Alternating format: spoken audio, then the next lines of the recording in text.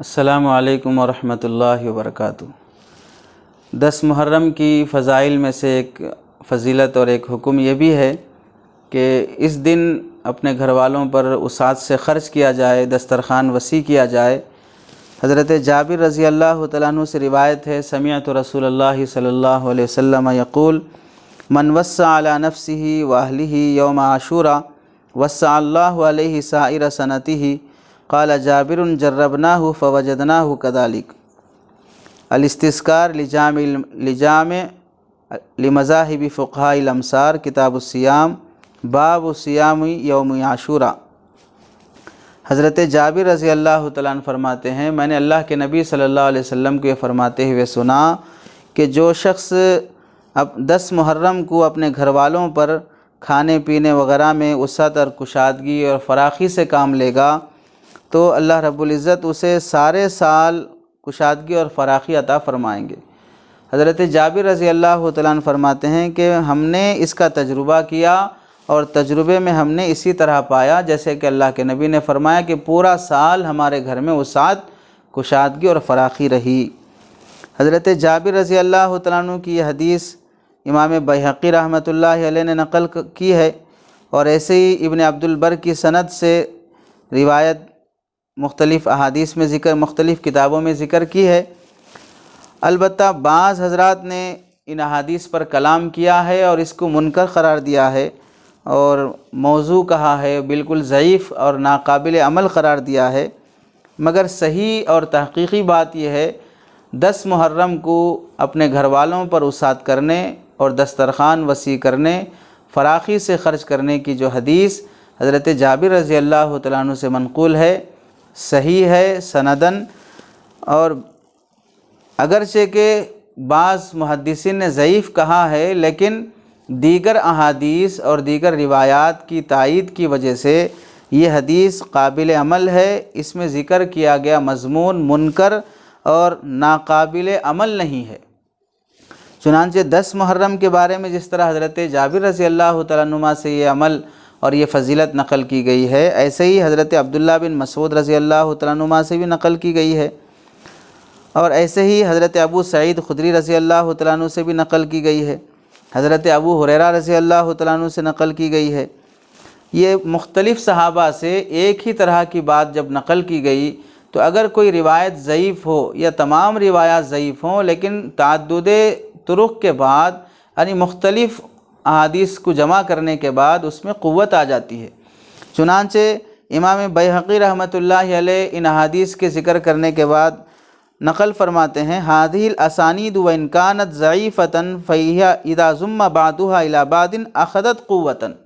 شعب الایمان للبیہقی، کتاب الصوم، باب الصوم التاسع مع العاشر، کہ یہ سندیں اگرچہ ضعیف ہیں لیکن جب بعض کو بعض کے ساتھ ملایا جاتا ہے تو قوت حاصل ہو جاتی ہے۔ تو محدثین کا اصول یہ ہے کہ جو حدیث متعدد ضعیف اسانید سے منقول ہو تو مختلف سندوں کے باہم ایک دوسرے کی تائید کی وجہ سے وہ ضعف ختم ہو جاتا ہے اور حدیث حسن درجے میں ہو جاتی ہے۔ حضرت سعید ابن المسیب رحمۃ اللہ علیہ سے روایت ہے، یہ 5ویں راوی ہو گئے، قال عمر بن الخطاب من وسع علی اہلہ یوم عاشوراء وسع اللہ علیہ سائر السنہ، کہ جو شخص اپنے گھر والوں پر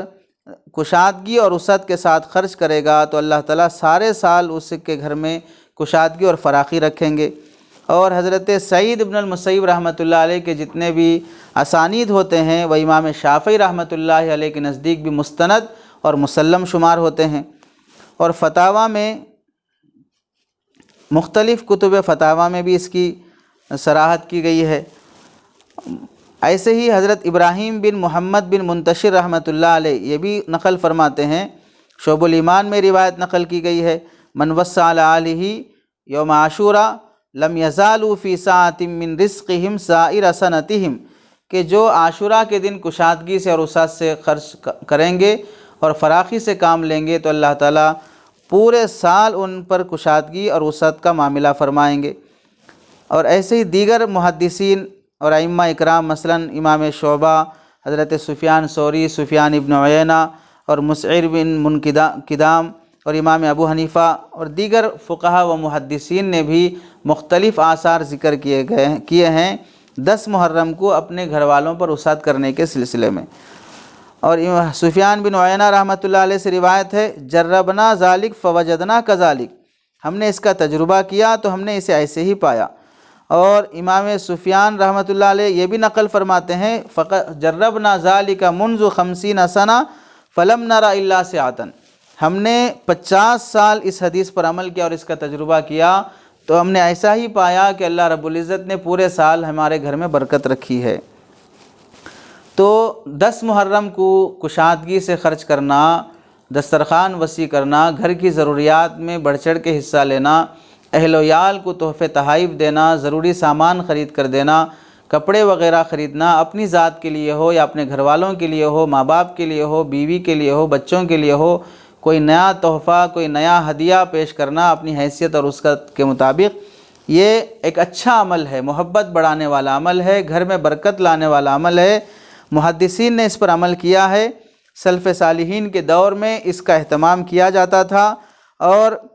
نقد و جرح کے بعد بھی امام سخاوی رحمۃ اللہ علیہ نے، امام عجلونی رحمۃ اللہ علیہ نے، علامہ طاہر پٹنی رحمۃ اللہ علیہ نے، امام کنانی رحمۃ اللہ علیہ، یہ تمام محدثین، امام مناوی، ملا علی قاری، یہ سب محدثین نے اپنی شروحات میں نقل کیا ہے کہ محدثین اس پر اہتمام سے عمل کرتے تھے۔ کتب فقہ میں چاروں مسالک کی کتابوں میں 10 محرم میں کشادگی اور فراخی سے کام لینے کو مستحب لکھا گیا ہے۔ فتاوی شامی میں اور کتاب الام میں، علامہ ابن قدامہ رحمۃ اللہ علیہ نے فقہ شافعی میں اور فقہ حنبلی اور فقہ مالکی میں، سب کتب فقہ میں اسے مستحب لکھا گیا ہے۔ تو اللہ کے نبی کا عمل، صحابہ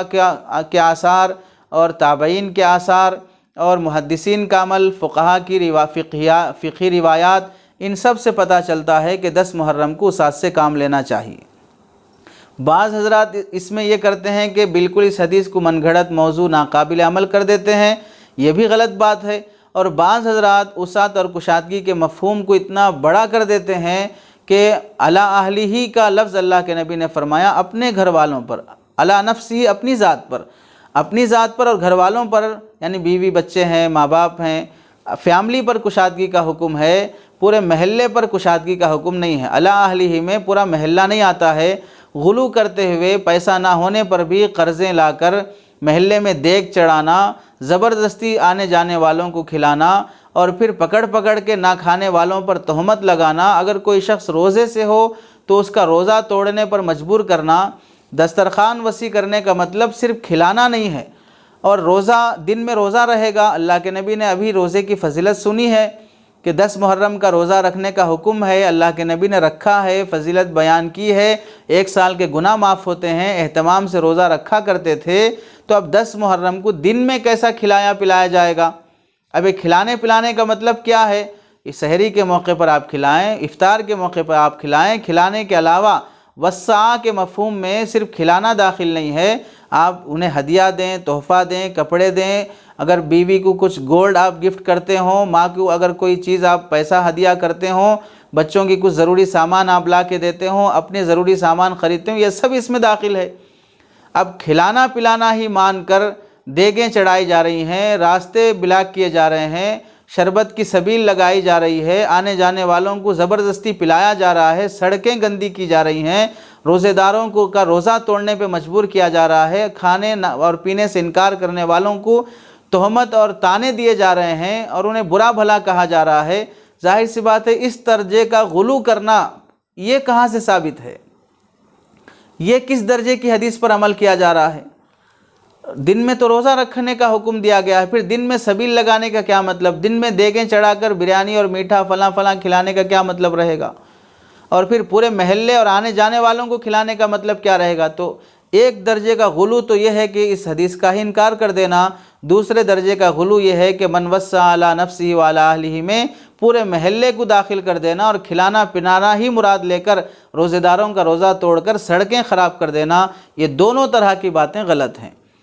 تو اپنی ذات پر، اپنے گھر والوں پر وسعت اور فراخی سے کام لے، دن میں روزے کا اہتمام کرے، سحری اور افطاری میں کھلائے، اور دوسری اشیاء خرید کر ہدیہ تحفہ دینے کا اہتمام کرے، تو امید ہے اللہ رب العزت سے کہ سارا سال اللہ تعالیٰ قرضوں سے، فاقوں سے، مصیبتوں سے اور دوسروں کے سامنے دست سوال دراز کرنے سے محفوظ رکھیں گے، اور اللہ تعالیٰ وسعت اور کشادگی اور فراخی کا معاملہ فرمائیں گے۔ اکابر کا، محدثین کا، اولیاء کا تجربہ ہے کہ اللہ تعالیٰ سارے سال فراخی رکھیں گے۔ تو اس ثواب کی اور اس برکت کے حصول کی امید پر اگر کوئی شخص وسعت سے کام لیتا ہے تو ضرور اللہ رب العزت اس کے گھر میں وسعت اور برکت کا معاملہ فرمائیں گے۔ اللہ تعالیٰ ہمیں اعتدال کے ساتھ اس حدیث پر عمل کی توفیق عطا فرمائے اور پورے سال اللہ تعالیٰ گھر میں برکت کا معاملہ فرمائے۔